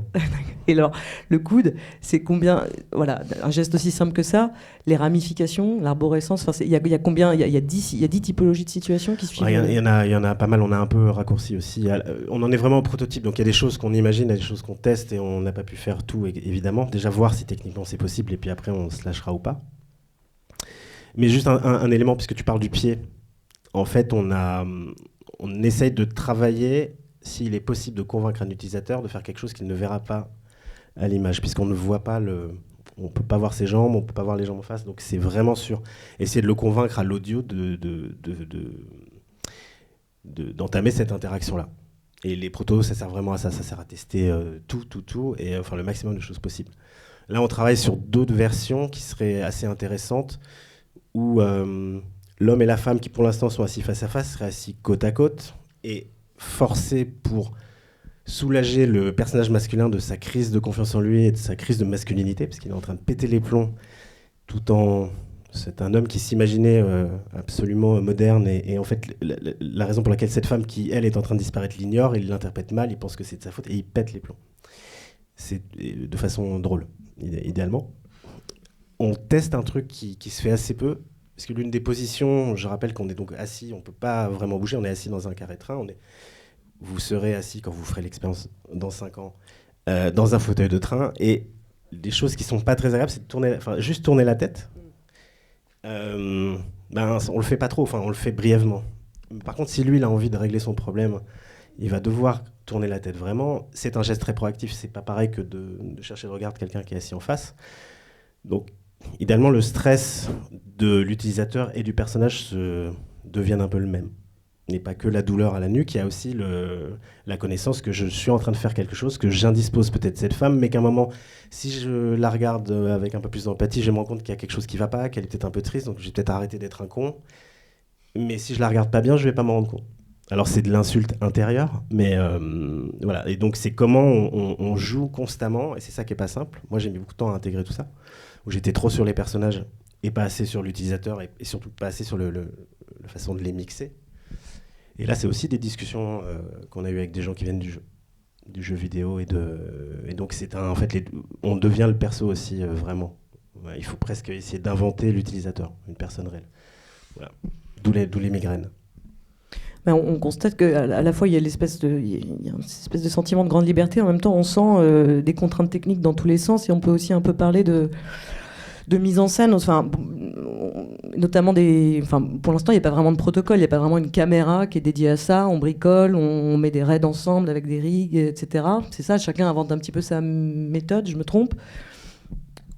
Juste sur la question de la réalisation et de la mise en scène, il y a une grande différence entre ce dont parlait Laurent sur une écriture probabiliste où en gros on ne sait pas où l'utilisateur va regarder, et ce que Chloé, Nicolas ou même ce que nous on a pu faire dans Not So Blindness, où on utilise des moteurs de jeu, donc qui sont des outils qui font de l'animation en temps réel, où on va être capable d'interpréter l'interaction de l'utilisateur. Par exemple sur Not So Blindness, pour justement avoir un sentiment, en tout cas de notre côté, de contrôle sur la scène, on va définir par exemple une zone et on va dire, quand l'utilisateur regarde cette bouteille, pendant X secondes, je vais jouer la suite de la scène. Donc en fait, moi qui ai besoin de contrôler, en tout cas de manière générale, ce que je fais, le fait d'imaginer mettre en scène quelque chose qu'on ne peut pas contrôler du point de vue de la réalisation, c'était un problème, et donc on est passé sur un moteur de jeu où on est capable de traquer le comportement de l'utilisateur. Et cette notion de tracking, c'est ce qu'on retrouve dans ce que disait Chloé, qui parlait d'intelligence artificielle, c'est ce dont parlait Nicolas sur ces comportements que l'on va pouvoir déceler chez l'utilisateur. On peut faire ça en vidéo ou en 3D, mais à chaque fois, il va y avoir une couche de programmation, et on va dire, par exemple, quand je regarde telle zone de l'image, la scène, par exemple, suivante ne sera pas la même. Et ça, je pense que c'est, à mon avis, la suite logique que va prendre la réalité virtuelle, même en vidéo, parce que ça va permettre justement de reconnecter avec des notions de réalisation, de plan. Je pourrais très bien dire, il se passe quelque chose sur cette bouteille, c'est un peu étrange. Si je la regarde plus de 3 secondes, j'ai un plan rapproché de cette bouteille. Et je pense que la question de la perte de contrôle du regard de l'utilisateur, soit c'est une contrainte créative, et ça crée de nouvelles choses, et je suis assez raccord avec ce que tu disais sur le théâtre, où on ne peut pas forcer les gens à regarder la scène, on peut décider de regarder les projecteurs. Et en même temps, je pense que ça va tendre à disparaître parce qu'on a d'autres moyens de reconnecter avec la prise de contrôle par le réalisateur du récit pour écrire sans doute des récits plus complexes. Ensuite, là, sur Not So Blindness, qui est un projet interactif, on a fait un autre projet que vous pourrez voir au festival Kaleido qui se tiendra ce week-end, qui s'appelle Kinoscope, qui est un projet de Philippe Collin et Clément Léotard, qui est un court-métrage d'animation, et là qui est absolument linéaire. Et donc là, on a été confronté à ce problème-là, et donc on a dû accepter qu'un certain nombre d'informations ne puissent pas être perçues par l'utilisateur, et donc on n'écrit pas la même histoire, finalement avec des degrés de compréhension, et en essayant de prendre en considération le temps nécessaire à l'utilisateur pour regarder dans une zone ou dans une autre, et pour l'instant en étant effectivement complètement pris au piège dans l'intention du regard de l'utilisateur. Aujourd'hui, il y a aussi d'autres, il y a Adobe qui se met à travailler sur un logiciel de montage en VR, puisque imaginons que j'ai un point d'intérêt derrière moi et que je le regarde et que je change de scène, je serais peut-être de dos à la scène puisque je serais encore en train de regarder derrière moi. Et ils sont en train de mettre en place un logiciel de montage qui permet, en fonction d'où se porte le regard de l'utilisateur, de repositionner le point d'intérêt des scènes. Donc à chaque fois, vous allez avoir un système, on va dire, de timer, de durée de scène, et on va vous repositionner sur le point 0 en fonction de la position de votre regard et non pas en fonction de la position de la scène. Je ne sais pas si c'est très clair ce que je viens de dire. Il faudrait faire un dessin, mais je dessine très mal. Donc, en gros, tout ça est en train de pas mal changer, et je pense que le plus intéressant aujourd'hui, c'est, quelles que soient les contraintes, de les prendre du point de vue de la contrainte créative et d'essayer de régler ça. Et en travaillant pas mal sur ces questions de mise en scène et aussi de place du son, je suis tombé sur une vidéo d'Orson Welles qui fait un déjeuner face à la critique française dans un resto dans les années 70, où il explique qu'en fait, il réalise ses films sans regarder la scène et uniquement en écoutant ses spectateurs, puisqu'il considère que les premiers récits sont de l'ordre du storytelling, c'est-à-dire de raconter une histoire par la voix, et il considère que s'il n'est pas capable de déceler un positionnement correct de la voix de ses comédiens et de comprendre cette histoire uniquement au travers du son, c'est que la prise n'est pas bonne. Et en fait, je pense que ça peut être aussi un des moyens de diriger en VR et dans l'espace, c'est en fait de complètement oublier la dimension visuelle, puisqu'en gros, à la différence du regard, le son est quelque chose qui nous impacte de manière continue, là où le regard est forcément dirigé par notre intention de porter nos yeux à un endroit ou à un autre. Non, je voulais juste préciser quelque chose qui me semble super important. Alors c'est peut-être probablement lié à l'interactivité, mais on a essayé deux façons de faire entrer l'utilisateur dans l'expérience, soit en le laissant totalement vierge de tout, donc qu'il se fasse son apprentissage lui-même en temps réel de ce qu'il est possible de faire, ce qui est très séduisant au début, mais en fait assez compliqué, parce que vous devez quand même convaincre des gens en assez peu de temps de faire des choses qu'ils n'ont pas forcément envie de faire. Et donc malgré tout, là on revient à des cousinages, il y a plein de cousinages en fait avec la fiction classique, au-delà de raconter une histoire, c'est l'exposition et c'est le conditionnement de l'utilisateur. Donc on fait une sorte de tutoriel, on essaye ça en tout cas, c'est-à-dire qu'on essaye de... C'est une façon de se concentrer sur l'essentiel. Et donc on verra si ça marche ou pas, mais en tout cas déjà d'essayer de déceler, de montrer assez vite que le regard... rien que ça, c'est pas simple, mais de montrer que le regard déjà fait réagir les autres passagers. Ensuite, il y a d'autres points, d'autres possibilités, parce que si on regarde par la fenêtre, en fonction des passagers, ça va déclencher un flashback ou une projection, une espèce de flash-forward fantasmé. Il me semble pour l'instant que si on arrive à faire comprendre le plus rapidement possible, en tout cas je parle de cette expérience-là, ce qu'il serait possible de faire, il y a des questions parasites qui ne vont pas se poser. Et ça fait partie de l'écriture et ça fait partie du conditionnement. Et c'est vraiment comme dans énormément de jeux vidéo. Enfin, il y a des musts qui font l'inverse, comme Journey, où justement on découvre petit à petit ce qu'on peut faire. Nous, en tout cas, j'ai la sensation pour l'instant, donc tout est au conditionnel tout le temps, mais qu'on a besoin assez rapidement de donner les cartes en main à l'utilisateur de ce qu'il peut faire. Après, ce qu'on lui dit pas évidemment, c'est les conséquences de ça. Voilà. Je voulais réagir à ce que tu disais, Arnaud. C'est quand tu parlais, quand tu parlais du contrôle, de dire ah ouais, mais moi j'ai besoin de voir ce que l'autre va voir, mais je reste dans le même désir d'écriture. Non pas, j'allais pas dire de contrôle, mais si tu veux, simplement une chose qui est déterminante dans mon travail, c'est l'organisation du temps. Donc, est-ce que je consens à une dilatation du temps en disant attendons qu'il tombe sur la lampe et qu'il focus sur la lampe, ou est-ce que je dis moi j'ai envie de vous embarquer dans une histoire, et c'est un choix à faire, c'est-à-dire est-ce que je vous embarque dans une espèce de perdition spatiale, mais en maîtrisant tout ce que vous allez voir, ou est-ce que je vous amène dans une conduite temporelle, peut-être avec une déperdition de l'information définie par l'espace. Après, mon écriture, pour moi, il n'y a pas un point d'intérêt et le reste serait absent. C'est au contraire l'idée j'écris un espace hiérarchisé. Et donc le fait que l'accident fait partie de mon écriture, la possibilité qu'il se retourne vers quelque chose de secondaire et qu'il le rattrape, ça fait partie de cette chose-là. Par ailleurs, par rapport à la tendance, c'est effectivement des choses qu'on entend un peu sur la VR, comme si l'interaction était forcément consubstantielle au médium. C'était la suite de ça, c'est l'interaction. Je trouve que c'est aller très vite, c'est passer peut-être trop vite sur toutes les potentialités narratives du récit linéaire. Et en fait, je trouve que la question que la VR pose, qui est géniale, c'est une remise en cause quasiment entre la scission historique, entre ce qu'on appelle être contemplatif ou ce qu'on appelle être actif. Cette grande catégorie presque théologique, j'en sais rien. Ce qui est très beau en VR, c'est qu'on se rend compte justement dans une fiction en VR, c'est que le regard est un acte. C'est-à-dire qu'on élit quelque chose. On n'est pas comme on nous dit vous êtes des bœufs dans votre télévision, etc. Mais là, il y a une forme d'action à dire je choisis.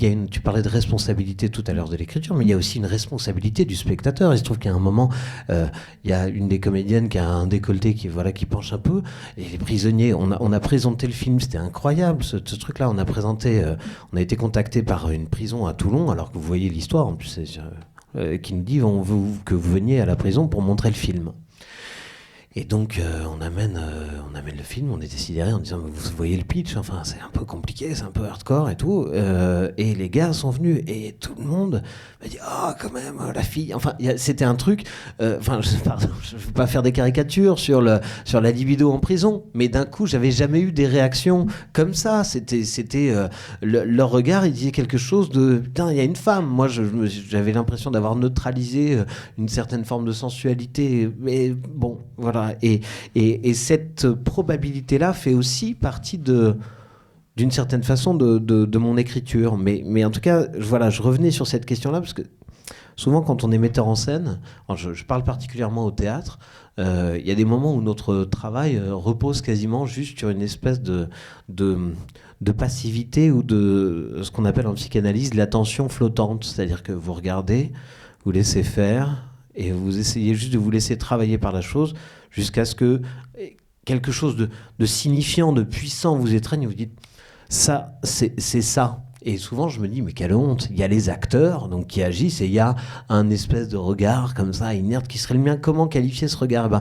La VR pour moi permet de rétablir l'aspect dynamique ou actif justement du travail du metteur en scène. Donc voilà, c'était juste pour pas enterrer complètement la possibilité d'être par contre dans une écriture temporelle. Et dernière chose en réaction, un truc que je trouve génial, enfin c'est une chose que je me suis souvent dit à propos du théâtre. Au théâtre, moi je fais un travail très visuel. Et il y a un vrai problème pour le théâtre visuel, c'est que autant quand vous faites du son, du théâtre, comme on a l'habitude d'en voir, il y a un sens qui est démocratique, relativement démocratique, c'est l'audition. Vous êtes au premier rang, vous êtes au 3e ou au 10e rang, vous entendez peut-être pas exactement la même chose, mais pour peu que vos acteurs soient repris, toute la salle entend la même chose. Quand vous êtes dans une salle de théâtre, c'est un cauchemar. C'est-à-dire que vous vous mettez ici à la place du Prince et vous dites « Putain, mon spectacle est dément !» Et juste à côté, les gens disent « Ah, mais c'est horrible, on voit les coulisses, ça barbouille de partout, c'est dégueulasse. » Et alors qu'ils n'ont jamais ce problème-là avec la question du son. Le son est démocratique, la vision, elle est aristocratique. Et ce qui est drôle, c'est qu'on retrouve un peu la même chose dans la VR. C'est-à-dire qu'on entendra tous la même chose, mais on ne verra pas tous la même chose. Et ça, par rapport à cette jointure entre l'image et le son, je trouve qu'il y a vraiment matière à réfléchir. Mais le son, c'est d'ailleurs le son binaural, le son octophone, c'est ça aussi? Octophonique. Ouais. Voilà. on a l'impression que c'est aussi que la technologie de pointe dans l'expérience VR, elle est sonore pour le moment, quoi. En tout cas, c'est la plus transportable sur les écrans connectés, c'est-à-dire que le son binaural, on peut le retrouver, que l'expérience sonore, elle reste conservée dans la déclinaison de l'expérience sur ces différents supports. Si je me trompe ou... Après, il y a des contraintes techniques assez fortes si vous faites un projet sur mobile ou sur Oculus ou quoi, mais ce qui est vrai, c'est que en fait, la notion d'immersion dans un espace passe énormément par le son et par finalement le comportement physique du son dans cette pièce. Donc en fait, très vite, on touche à la question de qu'est-ce qui... tout ce qui touche à la perception du réel. Et donc j'ai par exemple assisté à une table ronde avec un chercheur qui étudie le comportement de rats dans un espace en réalité virtuelle. Donc il ne leur met pas de mini casque de réalité virtuelle. Tout le monde était très déçu par cette information. Mais en gros, il les met dans une boîte et ils sont sur un sol mouvant. Et donc quand les rats se promènent, en gros le paysage défile et le mapping, donc ils font une projection et ça change en gros les zones dans cette petite boîte. Et donc les rats sont capables de savoir où ils sont dans cet espace virtuel en faisant du surplace et en se dirigeant comme ça de gauche à droite. Et donc il a étudié le comportement. Donc par exemple il met une petite zone où ils peuvent avoir de l'eau sucrée et donc il voit que les rats sont capables de retrouver dans l'espace virtuel la zone où ils peuvent avoir de l'eau sucrée. Et donc, il étudie les mêmes rats dans un vrai labyrinthe, qui a exactement la même géométrie. Et en fait, ce dont il se rend compte avec toutes les petites électrodes qu'il a mis sur la tête des rats, c'est que dans la réalité virtuelle, les rats n'utilisent que 60% de leur capacité cérébrale. Alors, il étudie ça en étudiant juste l'activité de quelques neurones, mais en gros, les neurones ne fonctionnent qu'à 60%. Donc lui, il étudie ça pour savoir... En fait, qu'est-ce qui se passe si on passe 3 semaines en réalité virtuelle ? C'est-à-dire qu'est-ce qu'on a une forme de régression ou en tout cas d'ivresse comme peuvent l'avoir les cosmonautes par exemple. Mais ce que ça raconte aussi, c'est que le cerveau des rats est capable de savoir quand est-ce que c'est réel ou un simulacre de réalité. Et donc c'est une des raisons pour lesquelles le développement de la réalité virtuelle aujourd'hui passe beaucoup par l'appel en fait à d'autres sensations. Je vous touche la main, je te souffle dans le cou, parce qu'en fait ça vient appuyer d'autres sens qui renforcent en fait cette question du réel et de notre sentiment de réalité. Et le son en fait, et la manière dont aujourd'hui on peut maîtriser le son dans la mise en scène, avec spécialement la spatialisation, fait partie de ces éléments qui, dans le langage de l'audiovisuel, sont maîtrisés et en même temps permettent d'aller appuyer sur les neurones de ces rats dans ce labyrinthe que nous sommes. Est-ce qu'on peut parler un petit peu de production et de diffusion ? Vous êtes tous des indépendants, donc vous allez... changer le monde, mais vous n'allez pas gagner votre vie avec, c'est ça ? C'est aussi une blague. Tiens, vous êtes... Waouh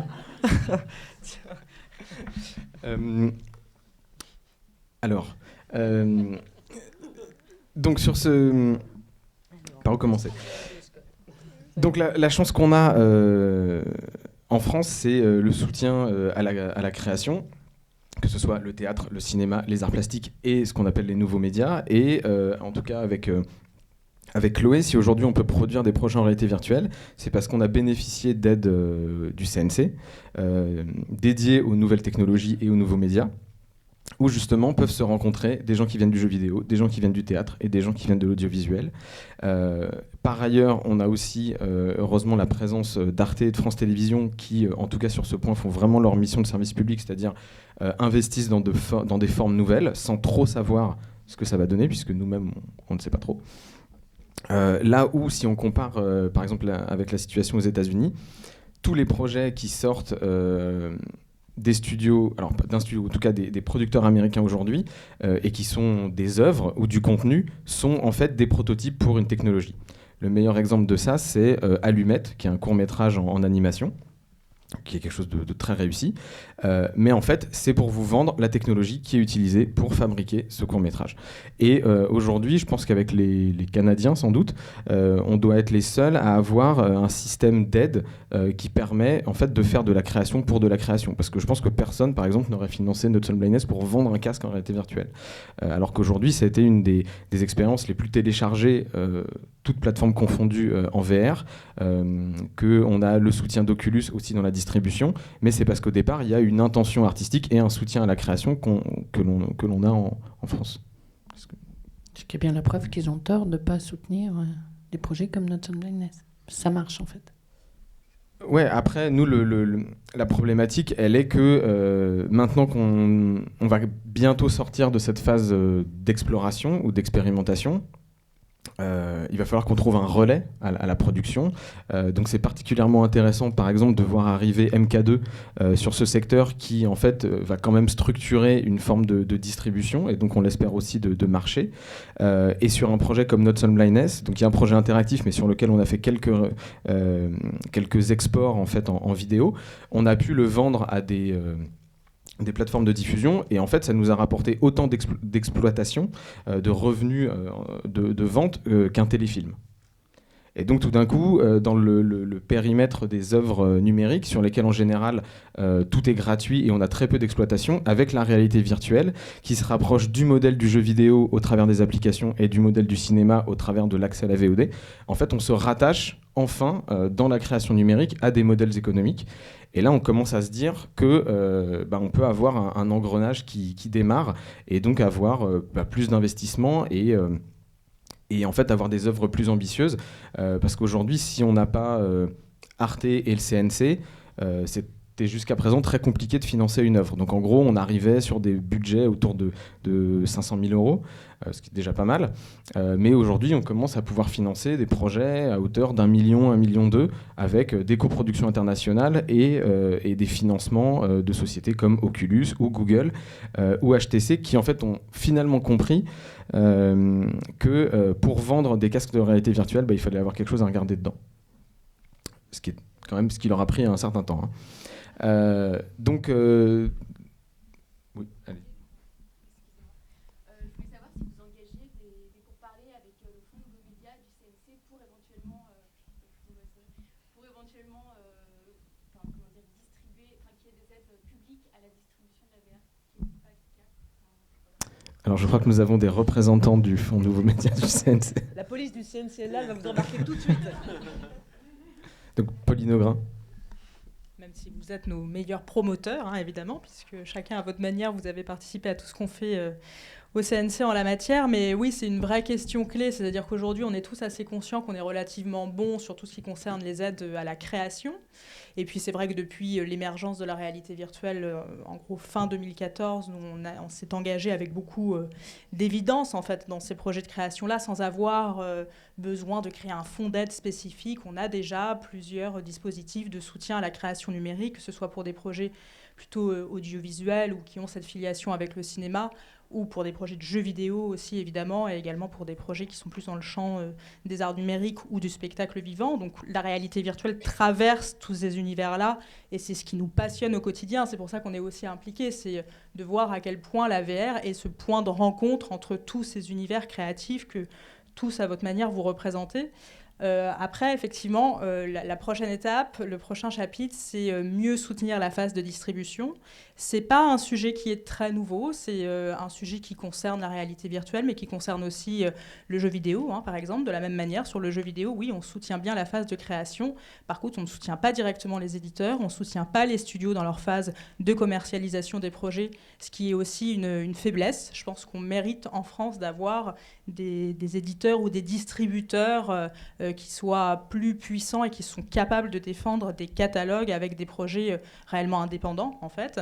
Ce que je peux vous dire aujourd'hui, c'est qu'il y a une mission qui vient tout juste d'être lancée, qui est confiée à une mission sur le jeu vidéo, mais jeu vidéo au sens large, c'est-à-dire qui inclut aussi toutes les œuvres immersives, et donc notamment la réalité virtuelle et augmentée, et qui est destinée à, pour l'instant, faire une étude un petit peu approfondie de ce secteur et de ses perspectives de développement, Et j'espère que de cette mission ressortira notamment cette question clé de la distribution, ce qui doit nous permettre d'avoir, on espère aussi dans la foulée peut-être à terme et rapidement, des nouvelles ressources pour nous permettre de mieux soutenir aussi cette filière, puisque la réalité aujourd'hui, c'est aussi une réalité financière. Il faut toujours se souvenir que nous n'avons pas de ressources propres au secteur de la création interactive, que nous ne taxons pas du tout les acteurs du jeu vidéo, et que j'imagine qu'à terme, si on souhaite vraiment développer pleinement ce pilier, ce troisième pilier du Centre national du cinéma, il faut quand même un petit peu en passer par là.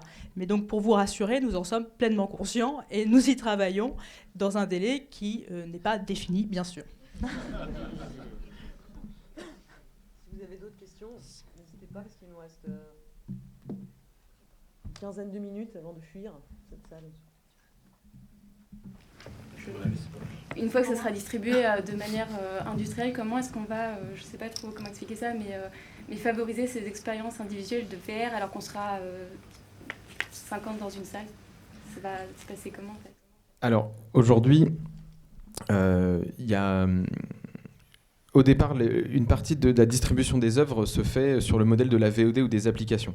Donc on va le télécharger sur son PC ou son Mac et sur son téléphone. Et ensuite, on voit que la difficulté à entrer dans le casque, c'est-à-dire d'avoir bien installé son Oculus Rift ou son HTC, d'avoir tout ce qu'il faut, le bon casque, de ne pas se faire embêter par son fils qui est en train de jouer à côté quand on a un casque de VR sur la tête, pousse en fait à aller dans une salle dédiée à ça. Et c'est par exemple la raison d'être de la salle MK2 VR. C'est sans doute le meilleur environnement dans lequel faire une expérience en réalité virtuelle. Donc ce qui est intéressant, c'est que on voit qu'il y a différents modèles et différentes fenêtres d'exploitation qui sont en train d'apparaître sur la VR, qui sont finalement une distribution en ligne qui pourrait être la VOD et une exploitation salle qui serait la projection dans une salle comme le MK2 VR. Et ça crée aussi des logiques d'exploitation et donc des logiques de financement où, par exemple, on pourrait imaginer une fenêtre salle pendant 36 mois et une fenêtre VOD par la suite. Et tout ça, en fait, part des usages. C'est absolument pas théorisé. C'est lié, en fait, tout simplement aussi à la difficulté d'utiliser aujourd'hui un casque en réalité virtuelle. Et tout ça, finalement, c'est... voilà, on est en train de découvrir un peu ça. Et en même temps, les choses vont très vite. Je pense qu'il y a un autre secteur qui pour ceux qui connaissent Sleep No More, qui est donc du théâtre immersif ou le Manoir, c'est ça à Paris.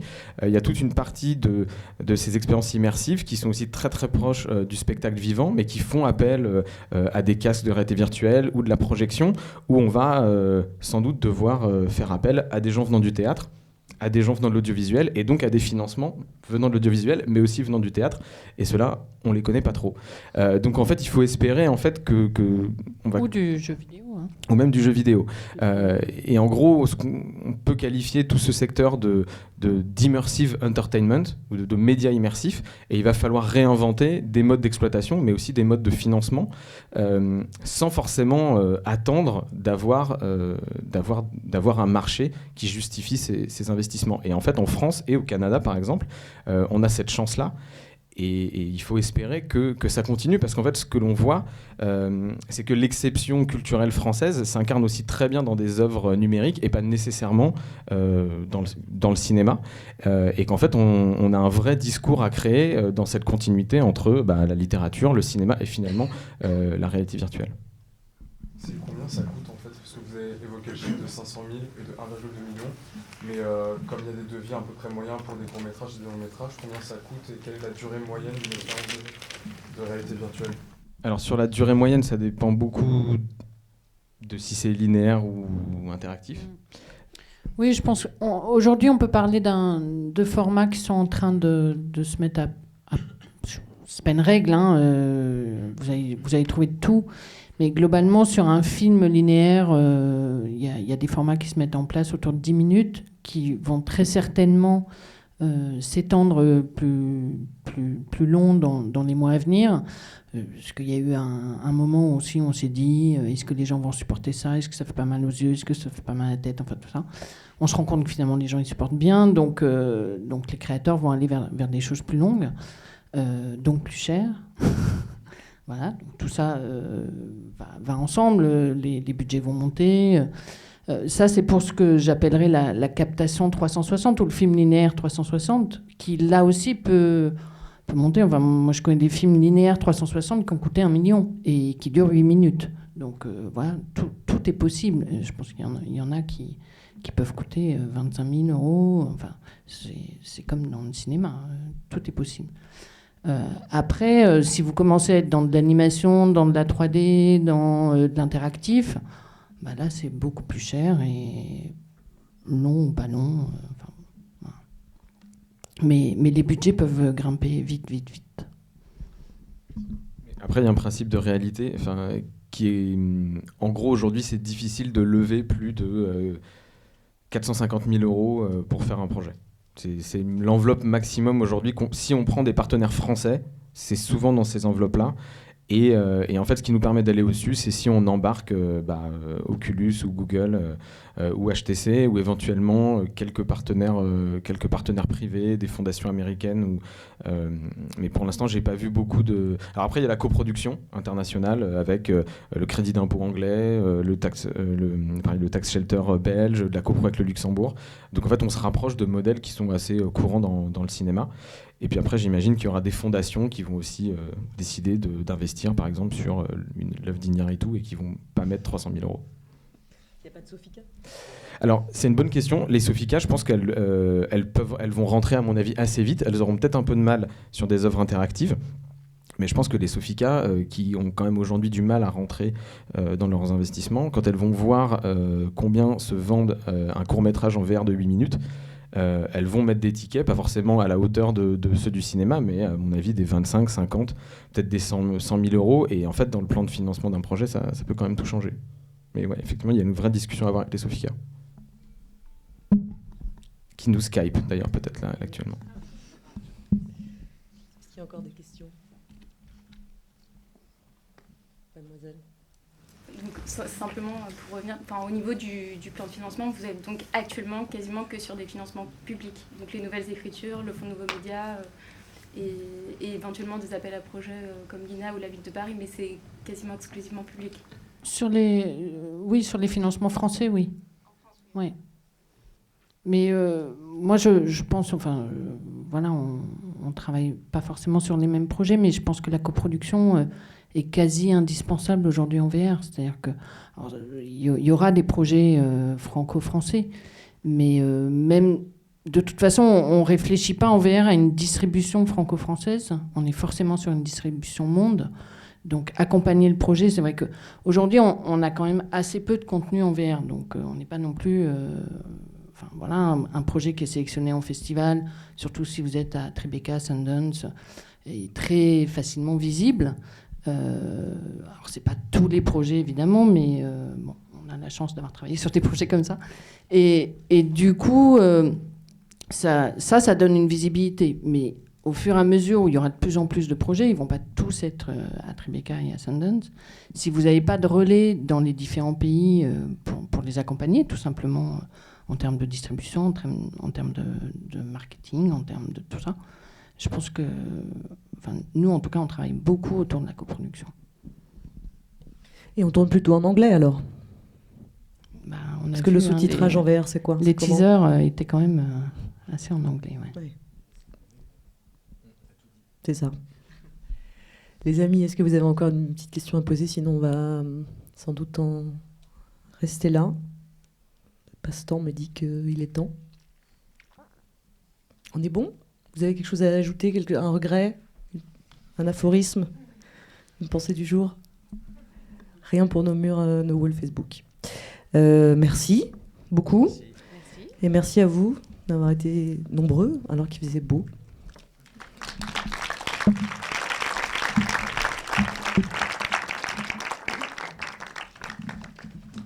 Oui, vous pouvez passer à côté pour faire l'expérience maintenant.